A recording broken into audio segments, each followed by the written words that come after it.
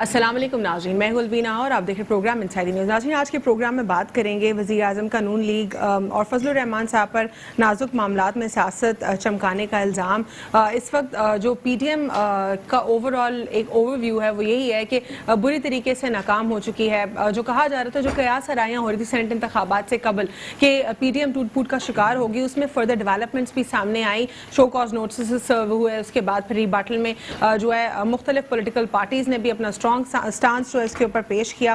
जबकि मुल्क में इस वक्त जो एक फिजा छिड़ गई टीएलपी के हवाले से, वो उस पर सिविल वॉर की जो है कोशिश की जा रही है या कोशिश करवाई जा रही है, कुछ इस किस्म की बातें हुई। इस पर यह भी कयास हराइयाँ हुई।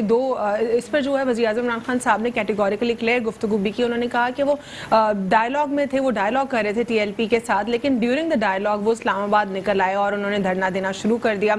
और ये डायलॉग जो है बहुत लॉन्ग टर्म जो एक प्रोसेस है उससे कंटिन्यूड है। वो समझाने की उनको कोशिश कर रहे थे कि किसी भी तरह जो ब्लास्फेमी है किसी भी मुसलमान के लिए एक्सेप्टेबल नहीं है। और अगर हम फ्रांस की बात करते हैं, फ्रांस के सफ़ीर को भेज देना या निकाल देना, इसका मतलब ये है कि यूरोपियन यूनियन यानी ईयू उससे तमाम तर सफारती ताल्लुकात ख़त्म कर लेना, इसका ये भी मतलब है। उन्होंने समझाने की कोशिश की कि यूएन में जो 5 परमानेंट मेंबर्स हैं उसमें से फ्रांस एक परमानेंट मेंबर है। ये भी आप जानते हैं कि यूएन में किस तरीके से वीटो की हैसियत किसी भी एक इंडिविजुअल को हासिल है और किस तरीके से एफएटीएफ और दीगर मामलात में फ्रांस ने हमेशा जो है भारत की तरफ उनका कॉर्नर रहा है। भारत के साथ उनके बहुत सारे मुख्तलिफ मामलात में ताल्लुकात हैं। तो इस तरीके से पाकिस्तान को डैमेज करने की मुख्तलिफ इंटरनेशनल जो एरियाज हैं उसमें किस तरीके से मजीद कोशिश हो सकती है, ये भी वज़ीर आज़म साहब ने बताने की कोशिश की कि वो ये समझाने की कोशिश कर रहे थे कि हम इस तमाम तर मामले को ठीक से हैंडल करने की कोशिश कर रहे हैं, इसको इंटरनेशनल डिप्लोमेसी के जरिए हल करने की कोशिश कर रहे हैं। लेकिन अनफॉर्चुनेटली वज़ीर आज़म साहब के इस रिबटल से पहले जो लोगों के बयानात थे और अभी यही है कि वो लोग ये कह रहे हैं कि पाकिस्तान तहरीक इंसाफ ने इस मामले को अच्छे से हैंडल नहीं किया क्योंकि उनकी कोताहियां थी, उन्होंने ठीक से हैंडल नहीं किया, टीएलपी को हैंडल नहीं किया, इस मामले को हैंडल नहीं किया, तो इसीलिए तमाम तर सिचुएशन सिवियर हो गई। फ्रांसीसी सफ़ीर के मुल्क बदरी के हवाले से गुफ्तगू भी हुई। ऐवान में बिल मंजूर, पीपल्स पार्टी के मामले से जो है दूरी, अब इसकी क्या वजह है इसके ऊपर भी बात करेंगे और इसके ऊपर ओवरऑल मज़ीद कुछ गुफ्तगू करेंगे किस तरीके से इसके ऊपर उनका क्या व्यू है। हुकूमत में तहरीक लबैक पर पाबंदी बरकरार, मुकदमात वापस ना लेने का फैसला, क्योंकि कुछ पहले जो डेवलपमेंट इसमें फर्दर ही आई थी, इसमें यह था कि जो फैसले उनके ऊपर जो FIRs हैं वो जो लॉन्च हो चुकी हैं उनको ख़त्म कर दिया जाएगा और इसके साथ साथ 2 मुतालबात उनके मान लिए गए थे, लेकिन इसमें फर्दर दोबारा से डेवलपमेंट आ गई है। इसी तमाम सिचुएशन के ऊपर बात करेंगे और कुछ पाकिस्तान मुस्लिम लीग नून के हवाले से भी बात करेंगे। हमारे स्टूडियो में मौजूद है फिदा हुसैन साहब, रहनुमा पाकिस्तान पीपल्स पार्टी, और हमारे साथ प्रोग्राम में मौजूद है उबैद शाह साहब, तज्जियाकार है। आपको प्रोग्राम में दोनों को खुशामदीद कहते हैं। मैं फिदा साहब आपसे जानना चाहूँगी सबसे पहले तो ये जो फ्रांसीसी सफ़ीर के मुल्क बदरी के ऊपर जो ऐवान में पीपल्स पार्टी ने इससे जो इस मामले से दूरी इख्तियार की है, इसकी क्या वजह है? जी, बिस्मिल्लाहिर्रहमानिर्रहीम। यकीनी तौर पे मुल्क में अभी जो सूरत हाल बिगड़ रही है, इस सूरत हाल पे हर पाकिस्तानी परेशान ज़रूर है। आपने देखा कि कुछ दिनों से रियासत बिल्कुल नाकाम हो चुकी है और अफरादों ने इस मुल्क की रियासत को चैलेंज किया हुआ है यकीनी तौर पे। और आपने देखा कि देखें, इस हुक्मरान जमात के साथ या हुकूमत के साथ एक सबसे बड़ा प्रॉब्लम ये है कि ये करके सब आते हैं, बाद में आते हैं पार्लियामान के अंदर। मेरे चेयरमैन बिलावल भुट्टो ज़रदारी साहब ने एक जो स्टेटमेंट दिया उसमें उन्होंने वाज़ेह तौर पे कहा कि ये इशू टैकल हो सकता था, आप इसको हल कर सकते थे, पार्लियामान के अंदर लाते ना। आप एक मिनिस्टर के थ्रू आप अपनी काबीना से भी नहीं पूछते और एक तंजीम को आप बैन कर देते हैं। आपने पार्लियामेंट से नहीं पूछा, आपने निहत्ते पाकिस्तानियों के ऊपर गोलियां चलाई, आपने लाठी बरसाई, आपने कभी पार्लियामान से नहीं पूछा। तो आप जब करके पूरा अपना प्रोग्राम करके आपने प्लानिंग करके और जब आपने देखा कि अभी पाकिस्तानी अवाम नहीं छोड़ेगी, तो आप आ गए वापस पार्लियामान के अंदर। वही रेजोल्यूशन जब आपको पास करवानी थी या पार्लियामेंट के अंदर लानी थी, تو بہتر تھا کہ آپ پہلے تمام پارلیمانی جماعتوں سے ڈسکس کرتے, رابطہ کرتے. لیکن اب دوری کی کیا وجہ ہے اس معاملے سے؟ نہیں, ہم سمجھتے ہیں کہ آپ پاکستانی قوم کو بیوقوف کر رہے ہیں, آپ کچھ نہیں کر سکتے نا. آپ کا اسپیکر جو ہے وہ نیشنل اسمبلی میں بیٹھ کے کیا کر سکتا ہے؟ اس بیچارے کی کیا حیثیت ہے کہ وہ کیا اس کے تھرو آپ کوئی پاکستان کے اندر قرارداد لائیں گے اور آپ سمجھتے ہیں کہ اس قرارداد پہ عمل ہو جائے گا؟ میرا ناقص عقل کہہ رہا ہے کبھی نہیں ہوگا. ایسے آپ کام نہ کریں جس سے آپ کے وقار تو ویسے ہی آپ لوگوں نے اسمبلی کا مجروح کر دیا ہے. لیکن سر یہ بھی تو ہوتا ہے نا, جب بھی کوئی بل آتا ہے یا کوئی بھی ریزولوشن کسی کی بھی معاملے کے اوپر بات ہوتی ہے, یا تو آپ اسے اگری کرتے ہیں, ڈس اگری کرتے ہیں. تو کیا اگر یہ معاملے سے دوری ہے اس کو ہم ڈس اگری سمجھ لیں کہ آپ لوگوں نے ڈس اگری کیا ہے کہ فرانس کے سفیر کو نہ بھیجا جائے؟ دیکھیں آج جو اسمبلی کے اندر ہوا ہے, آپ نے دیکھا ہوگا, نہ صرف تمام جو بھی سیاسی جماعتیں اسمبلی میں بیٹھی تھی, وہ چاہے ٹریزری بیچز کی ہو یا چاہے اپوزیشن بیچز کی ہو, انہوں نے شرطیہ طور پہ اس ریزولوشن میں حصہ لیا ہے اور وہ بعد میں پڑھیں گے. اس کے بعد اس بل کو آپ متفقہ طور پہ اسمبلی میں دوبارہ لائیں گے یقینی طور پہ. ہم سمجھتے ہیں کہ پہلے آپ وہ جو تحفظات ہیں اس ملک کے اندر, ایک طرف آپ دیکھیں آپ قرارداد لا رہے ہیں, دوسری طرف آج ٹی وی پہ میں دیکھ رہا تھا, بلکہ ابھی دیکھ رہا تھا کہ آپ انٹرنلی ٹی ایل پی کی لیڈرشپ کے ساتھ آپ ڈائلاگ کر رہے ہیں. نہیں, وہ تو کہہ رہے ہیں نا کہ آلریڈی ڈائلاگ تھا, کنٹینیو تھا ڈائلاگ, وہ مڈل آف دی ڈائلاگ انہوں نے جو ہے وہ اسلام آباد نکل آئے. سیاسی طور پہ آپ نے دیکھا ہوگا جتنی بھی جمہوری حکومت اس ملک میں آئی ہے, تب تک آپ یہ فائنل ڈیسیژن نہیں لے سکتے. جب آپ نے کہا کہ وہ تو اسلام آباد آ رہے تھے, آئے تو نہیں, ابھی تک وہ لاہور سے نہیں نکلے تھے, کراچی سے نہیں نکلے تھے, آپ نے ان کے اوپر بین ڈال دیا. چلو ٹھیک ہے, آپ حکومت میں بیٹھے ہیں, آپ کا اختیار ہے کہ آپ اس کو بین ڈالتے ہیں. لیکن ٹھیک ہے, یہ جو حکومت نے جس طریقے سے ہینڈل کیا, مس ہینڈل کیا بلکہ بالکل غلط ہے. لیکن کیا یہ جو ٹی ایل پی کا جو یہ انتشار تھا, ایمبولینسز جلانا, پولیس آفیسرز کو شہید کرنا, کیا یہ اسلام یہ اجازت دیتا ہے؟ اسلام کا ایسنس یہ ہے؟ بالکل نہیں ہے. میں بالکل اس چیز کو میں بھی کنڈیم کرتا ہوں کہ ہمارا اسلام میں مذہب تو غصہ ہی حرام ہے, تو پھر تشدد اور یہ انتشار کیسے الاؤڈ ہو سکتا ہے؟ ہمارا مذہب تو اس دنیا کے اندر ایک پیار, امن اور بھائی چارہ کا مذہب ہے. آپ دیکھیں رسول پاک صلی اللہ علیہ وسلم نے اپنی پوری زندگی یقینی طور پہ امن کے ساتھ, پیار کے ساتھ, اپنی زبان اور با کردار کے ساتھ, ایمانداری کے ساتھ اس اسلام کو تبلیغ کر کے دنیا کے ہر کونے میں پہنچایا.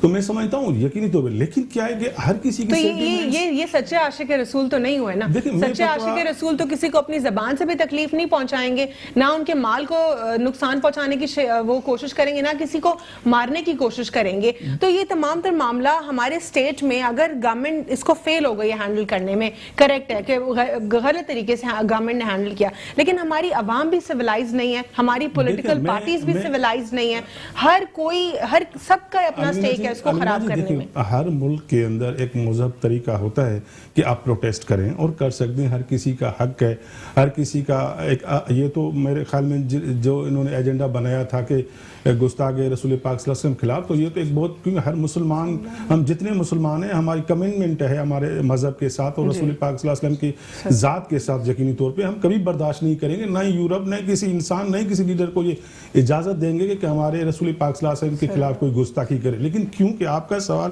بالکل ایک اہمیت کا حامل ہے کہ آپ لوگ کو پیسفلی اپنا میسیج دینا چاہیے. دیکھیں میسیج کیا ہوتا ہے, احتجاج کا ایک طریقہ ہوتا ہے. آپ لاہور میں جا کے وہاں کے جو سفیر ہے, وہاں کے جو پریس کلب ہے, وہاں جا کے آپ اپنا احتجاج ضرور نوٹ کرواتے ہیں. لیکن کیا ہے کہ یہ کہاں لکھا ہوا ہے کہ ایک پارٹی یا افراد, کچھ افراد اگر احتجاج کر رہے ہیں تو آپ ڈنڈے کے زور پہ ان کو خاموش کروا دیں, یہ کہیں نہیں لکھا ہوا ہے. تو میرے خیال میں حکومت کو ضرور سوچنا چاہیے, دن بدن حکومت ناکام ترین ہوتی جا رہی ہے اور اس کا نقصان ملک اور قوم کو ہو رہا ہے. ٹھیک ہے عبید شاہ صاحب, پاکستان تحریک انصاف کی حکومت کے لیے کہا جا رہا ہے یہ کیسے حکومت ہے, سول وار چھڑنے جا رہی ہے, ایک معاملے کو ہینڈل نہیں کر سکے, اپنے لوگوں کو مارنا بھی شروع کر دیا انہوں نے. یہ کیا ہو رہا ہے؟ کیا پاکستان تحریک انصاف کے حوالے سے جو اتنا سخت رد عمل سامنے آ رہا ہے, آپ اس سے اگری کریں گے یا نہیں؟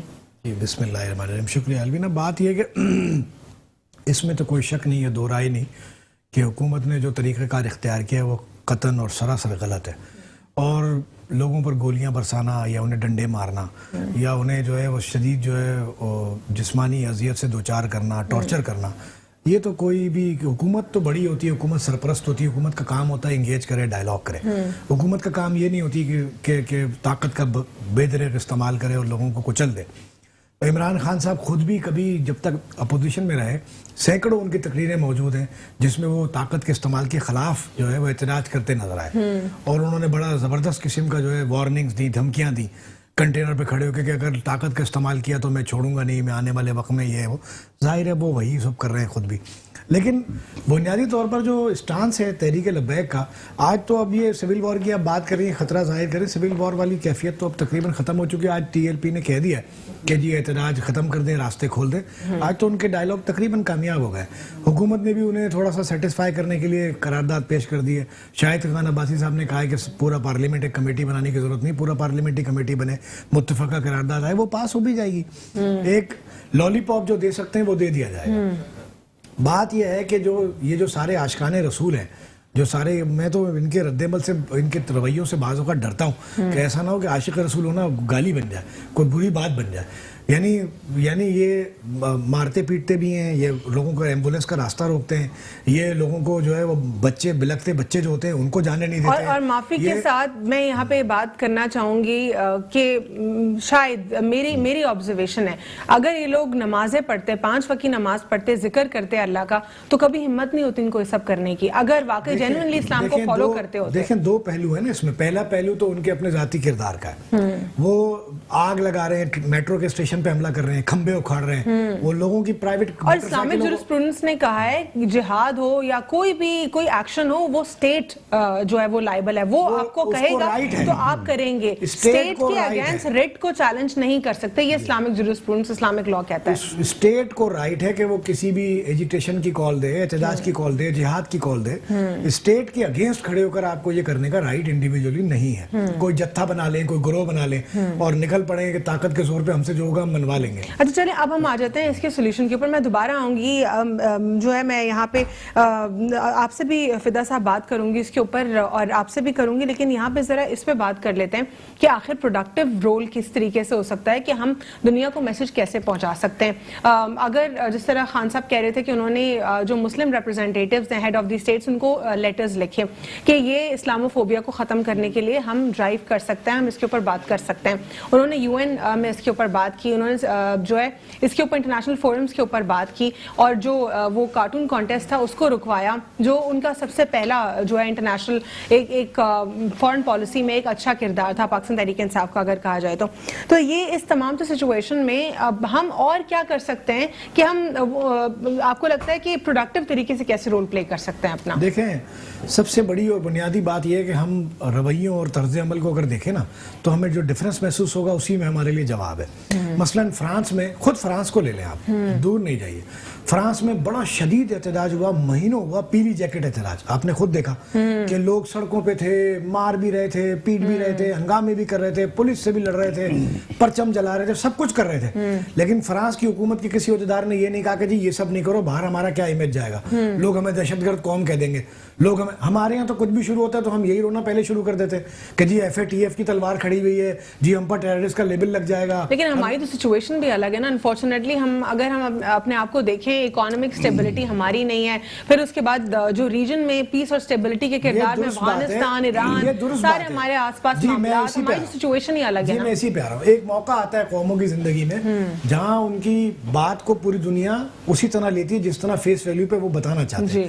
مثلا طیب اردگان ہے، انہوں نے فرانس کے پریزیڈنٹ پیچھے کھڑا تھا، آپ نے وہ ویڈیو دیکھی ہوگی، انہوں نے اس سے ہاتھ نہیں ملایا، منہ موڑ لیا، وہ بڑا جھیپا، اس کو شرمندگی اور سبکی محسوس ہوئی. لیکن ترکی کے بغیر کوئی انٹرنیشنل فورم پورا نہیں ہو سکتا. ترکی کی نمائندگی ضروری ہے کیونکہ ترکی نے اپنی پوزیشن ایسی بنائی ہے. ہم ابھی اس اسٹیج پہ نہیں ہے کہ جہاں ہمارے بغیر کوئی انٹرنیشنل فورم جو ہے وہ ادھورا سمجھا جائے. یہ کس کی لیکنگ ہے؟ کیا ہمارے جو لیڈرز تھے یا ہمارے مینٹورز تھے یا انٹلیکچوئلز یا فلاسفرز، کیا وہ کامیاب نہیں تھے کہ دنیا کو میسج پہنچائیں اور بتائیں ہمارے سینٹیمنٹس کتنے ہرٹ ہوتے ہیں؟ یہ کس چیز کی لیکنگ ہے؟ ہمارے لیڈرز کی پچھلی 2-3 دہائیوں میں جو بھی لیڈرشپ سامنے آئی، ان کی تو یہ پرائورٹی نہیں تھی نا. ان کا یہ تھا کہ ہمارا اقتدار اور طویل کیسے ہو اور ہمارے پاس سیاست میں خرچ کرنے کے لیے مزید پیسہ کیسے آئے. ان کا تو یہ انٹینشن ہی نہیں تھا نا کہ ہماری پاکستان کی ایک میجورٹی، پاکستان کی اکانومی اسٹرانگ ہو، پاکستان کی آواز مضبوط ہو، طاقتور ہو، پاکستان پر سینکشن لگانا اتنا آسان نہ رہے، پاکستان کے بغیر کوئی عالمی فورم ادھورا نہ رہے. یہ تو ان کی پریورٹیز نہیں تھی. اب میں کہوں کہ آپ دیکھیے یہ جو عاشقان رسول ہیں، انڈیویجول سطح پہ آ جائیے، جو مار پیٹ کرنے تو فوراً نکل جاتے ہیں، اپنی حسرتیں اور محرومیاں جو ہیں وہ دوسروں پر جتھا بنا کے نکالتے ہیں.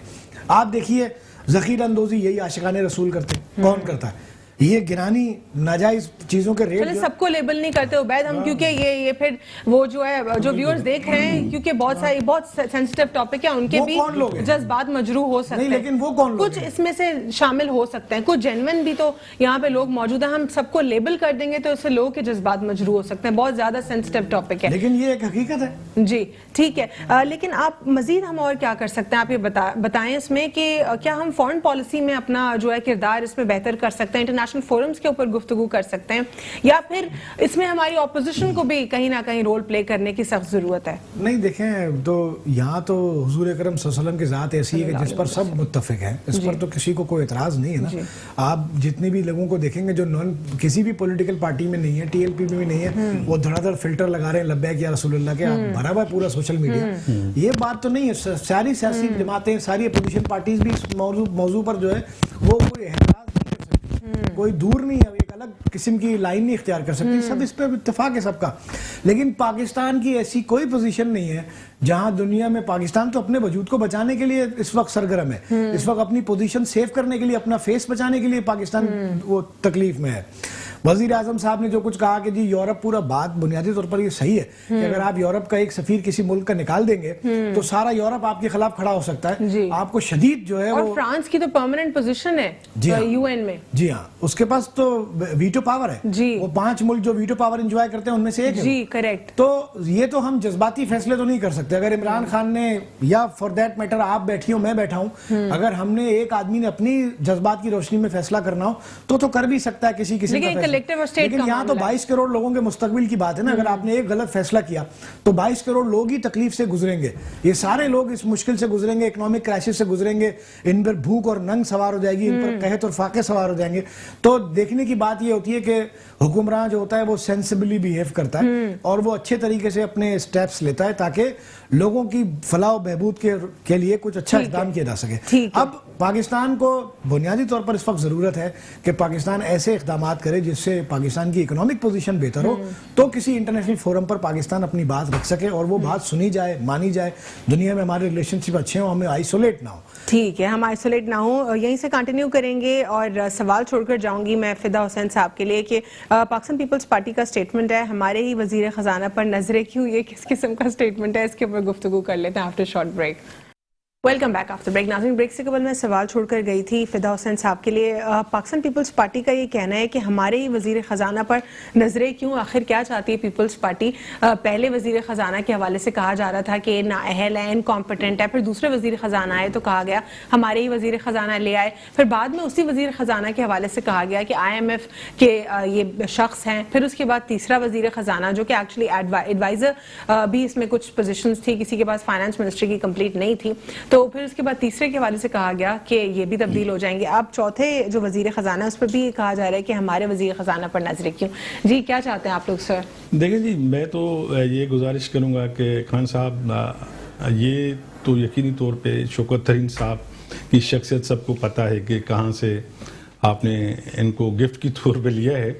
ہمارا کہنے کا مقصد یہ ہے پیپلز پارٹی کا کہ آپ نے جب حکومت میں آپ نہیں تھے اور جو قوم سے وعدے کیے آپ اس کے برعکس جا رہے ہیں.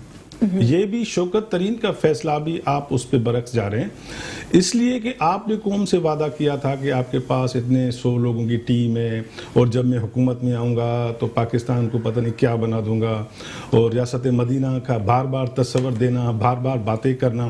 میں تو یہ کہتا ہوں کہ اللہ تعالیٰ بس آپ کو ایک ہدایت کرے، آپ جو باتیں کرتے ہیں اس پہ اٹل رہیں، یہ بھی پاکستان کی بڑی کامیابی ہے. تو لہٰذا آپ کی اپنی جماعت ہے، آپ کی جماعت کے اندر بہت سارے پارلیمان کے اندر سینیٹر بیٹھے ہوئے ہیں، بہت سارے MNAs بیٹھے ہوئے ہیں، تو خدا کے واسطے ان سے، وہ پڑھے لکھے، ان سے آپ سے میرے خیال میں ان سے اچھے آپ کے پاس لوگ ہوں گے. آپ ان کو گفٹ کی طور پہ لاتے ہیں، کر نہیں سکتے. پھر مجھے پتہ ہے کہ آپ 1 سال کے بعد کہیں گے جی کہ میرا اس میں کوئی قصور نہیں ہے اس لیے کہ جو لوگ میں لایا تھا. حال ہی میں شہریار افریدی صاحب ٹیلی ویژن پہ یہ کہہ رہے تھے کہ جب ان کو کرٹیسائز کیا گیا کہ آپ کی حکومت میں بار بار وزیر خزانہ کی تبدیلی ہو رہی ہے اور بھی کچھ پوزیشنز کے اوپر ری شفلنگ ہوتی رہی ہے تو یہ کیا ہے, تو انہوں نے کہا اس پر کہ جو دوسری حکومتیں تھیں وہ تو اپنی چیزوں کو بہتر کر ہی نہیں رہی تھی, ہم تو بہتر کرنے کی کوشش کر رہے ہیں, تو یہ ہمارا اٹیمپٹ ہے. میں تو یہ کہتا ہوں کہ آپ نے کیا بہتر کیا ہے. مثال کے طور پہ پیپلز پارٹی کی حکومت جو تھی 5 سال 2008 سے 2013 تک, اور میاں صاحب کی پارٹی کا مجھے نہیں پتا, ہم نے تو وہ چیزیں مطلب لوگوں تک پہنچائی. اور اس زمانے میں آپ کو پتا ہوگا, شاید آپ اس وقت ٹیلی ویژن میں نہیں تھی, لیکن اس وقت ملک کے حالات کیا تھے. کراچی میں ہم نکل نہیں سکتے تھے, ایک روڈ سے دوسرے روڈ تک نہیں جا سکتے تھے. مثال کے طور پہ اکانومی آپ کی بیٹھ گئی تھی, انٹرنیشنلی دبئی آپ کا بیٹھ گیا, دنیا کے ترقی یافتہ ملکوں کے اندر ڈاؤن سائزنگ شروع ہو گئی. ڈالر کی کیا صورتحال تھی, اسٹاک ایکسچینج کی کیا پوزیشن تھی, منی چینجر جتنے تھے وہ مافیا بن گئے. تو اس کنڈیشن میں 2008 کی حکومت میں ایک بی بی کی شہادت تھی, ملک میں ایسی ایک صورتحال تھی.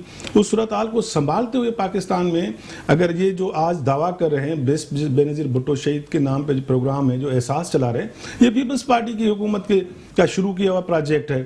اگر پی آئی اے کے اندر, سول ایویشن کے اندر, سدرن گیس کے اندر, این ایچ اے کے اندر جتنے وفاقی ادارے ہیں ان میں اگر نوکریاں دی تو پیپلز پارٹی کی حکومت نے دی. جو میاں صاحب کے دور میں آپ لوگوں نے ہٹائے تھے ان کو بحال کیا, ان کو بینیفٹس دی, پیپلز پارٹی کی حکومت نے دی تھی. یہ بڑے بڑے جو پروجیکٹس تھے, ایون سی پیک کا جو انیشیٹو جو چیپٹر تھا وہ صدر زرداری صاحب کے دور میں شروع ہوا تھا.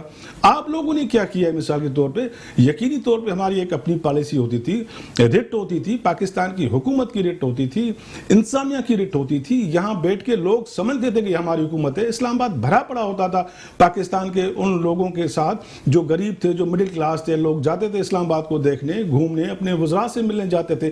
کراچی شہر میں ایک اکنامی ہوتی تھی, لاہور شہر میں اکنامی آتی تھی, ٹیکسی والا, ڈرائیور والا, ہوٹل والا, یہ سب خوش ہوتے تھے. ابھی آپ خود جائیں, بڑے شہروں میں جائیں, جو چلو چھوٹے شہروں کو تو آپ چھوڑ دیں, بڑے شہروں کے ساتھ جو حال ہے, کوئی اکانومی نہیں ہے, نہ روزگار ہے, نہ کسی کو آپ مزدوری دے سکتے ہیں, نہ کسی کے آپ حال پوچھ سکتے ہیں, اور اوپر سے آپ کہیں کہ جی یہ تو ہر حکومت میں ہوتا رہتا ہے. ایسا نہیں ہوتا ہے یقینی طور پہ, کیونکہ مجھے تو یقین ہے کہ آپ جمہوری لوگ ہیں ہی نہیں. آپ کو لایا گیا ہے اور آپ کو بھی یہ پتہ نہیں تھا کہ ہمیں اس طریقے سے لایا جائے گا. تو آپ کے پاس نہ ایسے قابل قسم کے لوگ ہیں. آپ کے پاس جتنے لوگ ہیں گالی گلوچ والے لوگ ہیں, وہ ایک دن کی دیہاڑی پہ آتے ہیں, دوسرے دن چھوڑ کے چلے جاتے ہیں. اور لہٰذا کیونکہ عمران خان کے پاس کچھ اچھے لوگ ضرور ہوں گے, میرا ایک ہے, ان سے خدا آپ پاکستان کی خدمت کریں, پاکستان کے لوگوں کی خدمت کریں. آپ چھوڑ دیں ماضی کی سیاست کو. آپ نے جو کیا پاکستان کے ساتھ, ابھی بھی آپ کے پاس 2 سال ہے, 2 سال کے اندر کچھ کر کے دکھائیں پاکستان کے لیے. ٹھیک ہے, ہمیں پروگرام میں جوائن کیا صدیق الفاروق صاحب نے, سینئر رہنما ہے پاکستان مسلم لیگ نون. آپ کو پروگرام میں خوش آمدید کہتے ہیں. السلام علیکم صدیق صاحب, آپ ہمارے ساتھ پروگرام میں موجود ہیں, سن سکتے ہیں آپ؟ جی, میری آواز آ رہی ہے؟ جی جی. صدیق صاحب, سب سے پہلے آپ کو فارملی پروگرام میں ویلکم کرتے ہیں, اور آپ سے میں جو ہے جاننا چاہوں گی شہباز شریف صاحب کی ضمانت کے حوالے سے کہ آخر یہ مسئلہ کیوں بن گئی. پاکستان پیپلز پارٹی بھی آپ پر کڑی تنقید کر رہی ہے اس پر. وہ کہہ رہے ہیں کہ شاید آپ کو کوئی ڈیل آپ کے ساتھ ہو گئی یا ڈھیل دے دی گئی ہے. کیا کہیں گے آپ اس پر؟ بسم اللہ الرحمن الرحیم. شکریہ جی موقع دینے کا. اب آپ مجھ سے عدالتوں کے حوالے سے پوچھ رہی ہیں. دیکھیے, میں خود 3.5 سال عدالت بھی میں لگاتا رہا ہوں چیئرمین, اور سپریم کورٹ کے وکیل تک, بڑے سینئر وکیل بھی میری عدالت میں پیش ہوتے رہے ہیں. یہ تو ہوتا ہے کہ اگر فیصلہ اناؤنس کر دے جائے تو اس میں کوئی چھوٹی موٹی ترمیم لکھنے تک کر سکتا ہے. مثال کے طور پر کہ جی ضمانت منظور کر لی ہے, آپ 50 لاکھ روپے کا متعلقہ نہیں, کروڑ روپے کا داخل کریں یا 10 لاکھ کا کریں, لیکن یہ نہیں ہو سکتا کہ 100% فیصلہ واپس لے لیا جائے.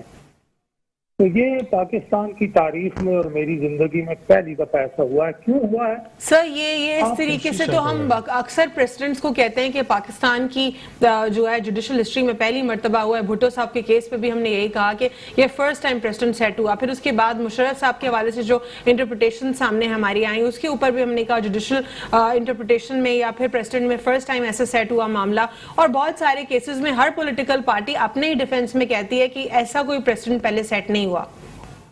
نہیں, میں آپ سے یہ عرض کروں گا کہ جو چیف جسٹس تھے جنہوں نے ذوالفقار علی بھٹو صاحب کا جوڈیشل مرڈر کا فیصلہ لکھا تھا, وہ تو انہوں نے بعد میں اپنے انٹرویو میں مانا کہ ہاں یہ غلط ہوا فیصلہ.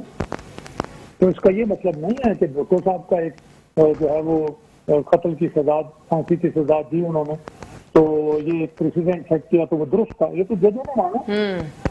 اب آ جائیے تو یعنی ہوتا رہا ہے نا سر, ہماری جوڈیشل ہسٹری میں ایسے پریسیڈنٹ سیٹ ہوتے رہے. ہوتا رہا ہے نا. میں یہ کہنا چاہتا ہوں کہ جو بھی ہوتا رہا ہے یہ ظلم ہوتا رہا ہے, انصاف نہیں ہوتا رہا. میں یہ کہنا چاہتا ہوں. اور ہوتا تو رہا ہے دنیا میں, کیا کچھ نہیں ہوتا جی, بہت کچھ ہوتا ہے. یہ ریپ جو ہو رہے ہیں بچیوں کے اور بچوں کے, کیا یہ درست ہے؟ لیکن ہو رہے ہیں. اب ہم کہیں کہ یہ درست ہو رہا ہے, میں یہ کہہ رہا ہوں کہ یہ درست نہیں ہوا جو کچھ ہوا ہے. اب وہ گئے ہیں فل بینچ کی طرف, 3 ججوں کی طرف, دیکھ لیتے ہیں. باقی پیپلز پارٹی کے ہمارے دوست ہیں, اب تنقید تو انہیں نہیں کرنی چاہیے. اگر ریلیف ہمارے لوگوں کو ملتا ہے تو سب سے زیادہ ٹارگٹ ہم ہی ہیں. دوسرے یعنی آپ اگری کریں ریلیف ملا ہے کیا آپ کو؟ ابھی کہاں ریلیف ملا ہے. میں نے یہ کہا کہ پہلے نمبر پر ہم ٹارگٹ ہیں موجودہ حکومت کے اور کچھ لوگوں کے, اور دوسرے نمبر پر پیپلز پارٹی ٹارگٹ ہے. اچھا, تو قانون اور قاعدے کے مطابق ریلیف ملنا چاہیے اور جھوٹے مقدمے نہیں بننے چاہیے. اصل بات یہ ہے. ٹھیک ہے, تو آپ کہہ رہے ہیں کہ ابھی تک ریلیف نہیں ملا لیکن ملنا چاہیے ریلیف. بھائی ریلیف کیوں نہیں ملنا چاہیے؟ تو سر پھر ریلیف کیسے ملے گا؟ کیا کوئی ڈیل ہوگی گورنمنٹ کے ساتھ, یا پھر اس میں گورنمنٹ فلیکسیبلٹی شو کرے گی, یا اس میں اور کوئی ایشو ہو سکتا ہے؟ کیا کہیں گے آپ اس پر؟ آپ یہ بتائیے, یہ جب آپ بھی اور ہم بھی اور دوسرے لوگ ڈیل کرتے ہیں, اس کا مطلب یہ ہے کہ کوئی ایسی طاقت ہے جو غیر قانونی کام کرتی ہے طاقت کی وجہ سے, اور پھر وہ چاہتی ہے کہ آپ یہ کریں اور یہ نہ کریں. اور اگر الف یا بے پیپلز پارٹی میں سے کوئی یا مسلم لیگ نون میں سے کوئی یا کسی اور پارٹی میں سے کوئی مان جاتا ہے تو کہتے ہیں ڈیل ہو گئی ہے. یعنی سارا کام غیر قانونی غیر آئینی ہوتا ہے.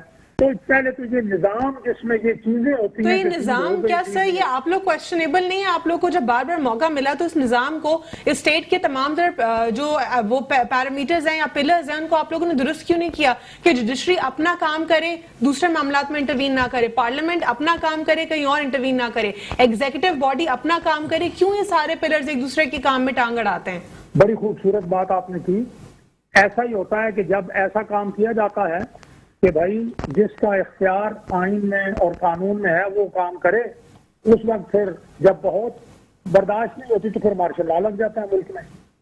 میں آپ کو یاد دلا دوں سابق وزیر اعظم شاہد خاقان کا بیان کہ ہم نے نیب کے قانون میں اصلاح کرنے کی کوشش کی تو ہمیں پیغام دیا گیا کہ اگر آپ نے کی تو ہم عدالت سے اس کو بدلوا دیں.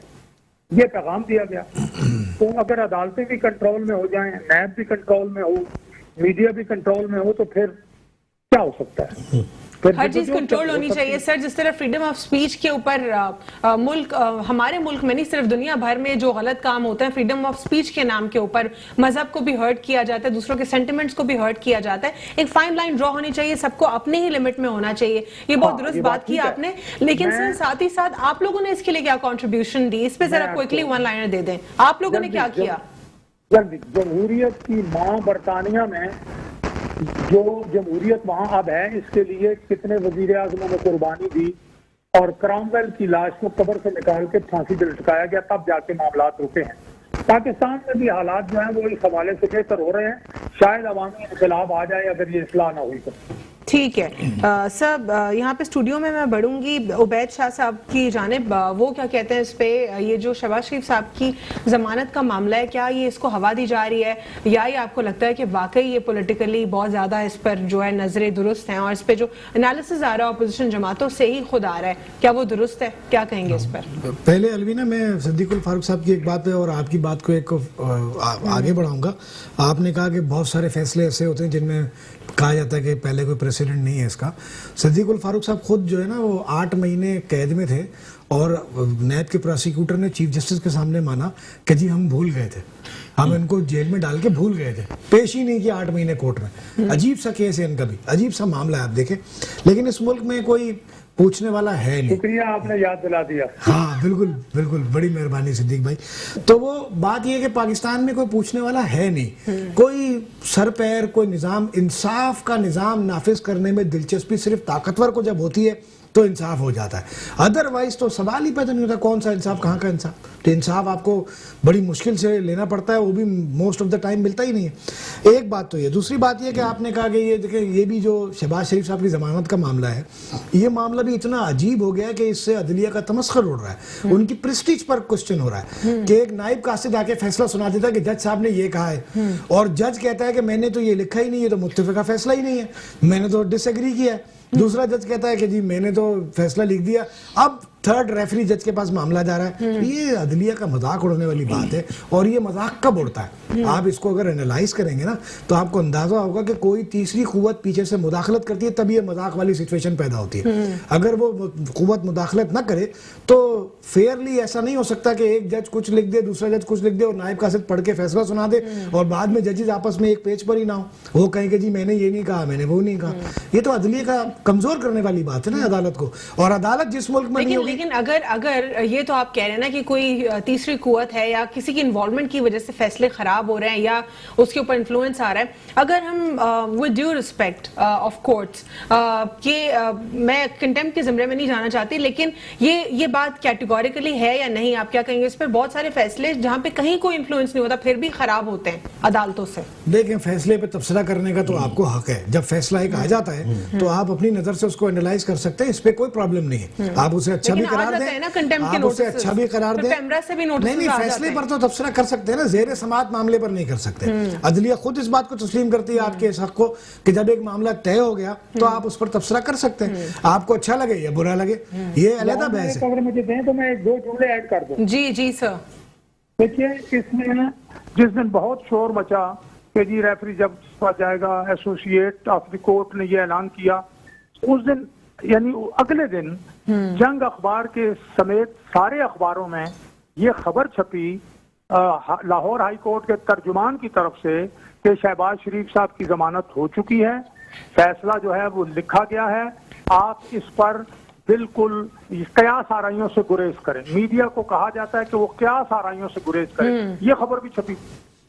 صحیح, ٹھیک ہے. فدا صاحب آپ اس میں کیا ایڈ کرنا چاہیں گے؟ آپ لوگوں نے ڈے ون سے یہی کہا کہ آپ سب کو تنقید کا نشانہ تو بنایا گیا حکومت کی طرف سے, لیکن آپ لوگ کے ساتھ اکاؤنٹیبلٹی بھی صرف آپ ہی لوگوں کے ساتھ ہو رہی ہے.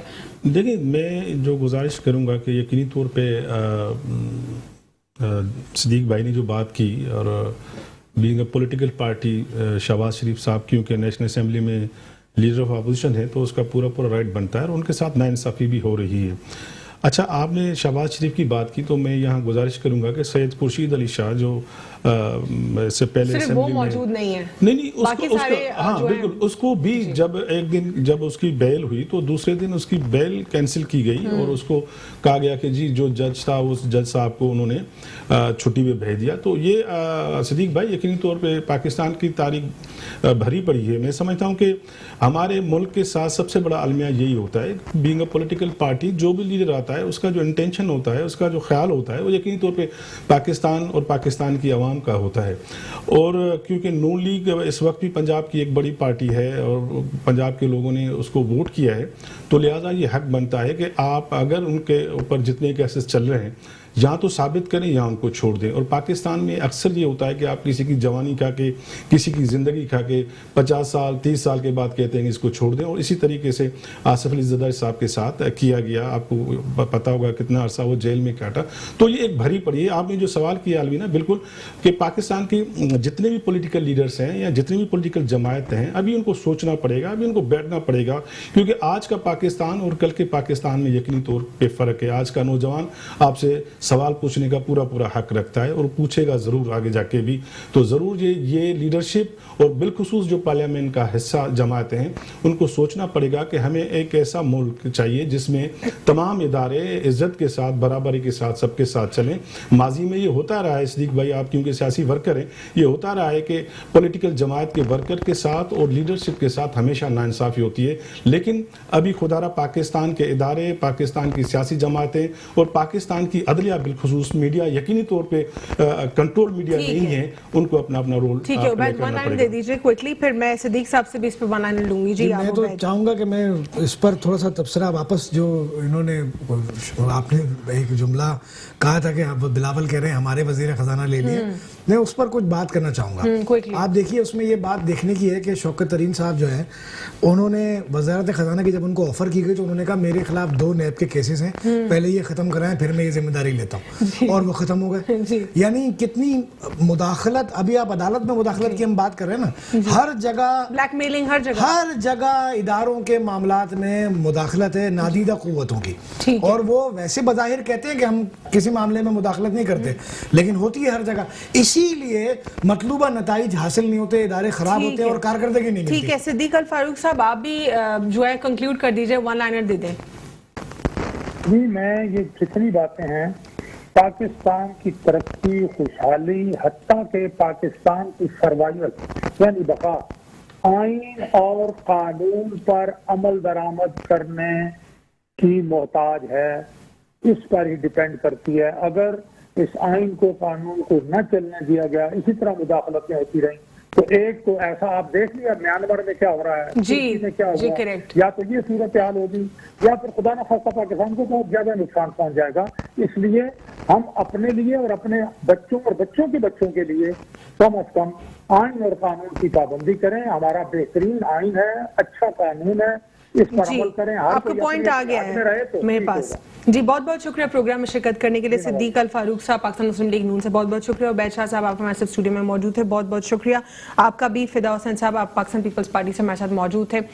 इस वक्त मुल्क में इंस्टेबिलिटी, पॉलिटिकल इंस्टेबिलिटी जो है वो बरकरार है। उम्मीद करते हैं कि तमाम मामला ठीक से हल हो सकें, हर मामले को जो है हुकूमत हैंडल कर ले, और अपोजिशन और हुकूमत के दरमियान जो एक लूप होल है उसको भी जो है अल्लाह करे वो ज़रा कम हो। आज के लिए इतना ही, अल्लाह हाफ़िज़, गॉड ब्लेस यू ऑल।